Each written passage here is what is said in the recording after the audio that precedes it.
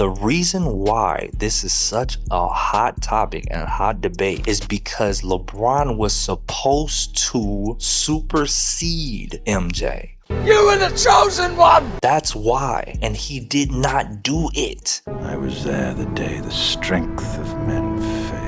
Staying in the game for 20 plus years and you haven't made more, you haven't won more. Yeah, he's still healthy, he's still playing great, he's still doing excellent things, but it still does not matter when it comes to the resume of what we are talking about, which is the greatest player of all time. And that's what we're talking about, right?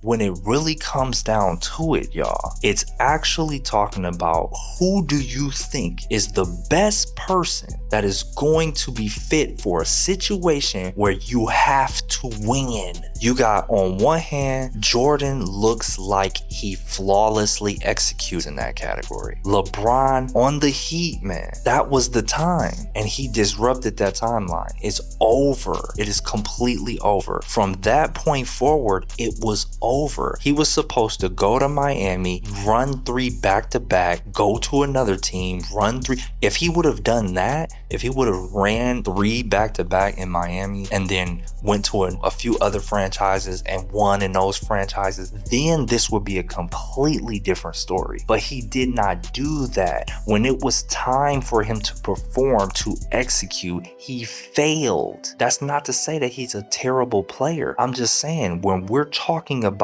the greatest of all time, the requirement for this actual title is to have an appearance of I will win, and LeBron looks shaky. If you're gonna compare him to someone who has already laid the foundation, who has already been deemed the greatest of all time, he has failed in comparison. That's why this is no longer a debate. I don't care if he do 10 more years. If he don't win 3 more, it's like, this just has to stop, man, because people are like, now they throwing his son into, oh, Jordan ain't never played with his son. Look at Jordan's son, look at LeBron's son. Like, that has nothing to do with basketball. And then the last thing is, LeBron has 0 signature. He's going to be forgotten. He has 0 signature. His shoes aren't well received, aren't overwhelmingly well received. He has no move that you can look at and say, oh, the LeBron, there's 0 move that he has. And there's nothing. There's no moves,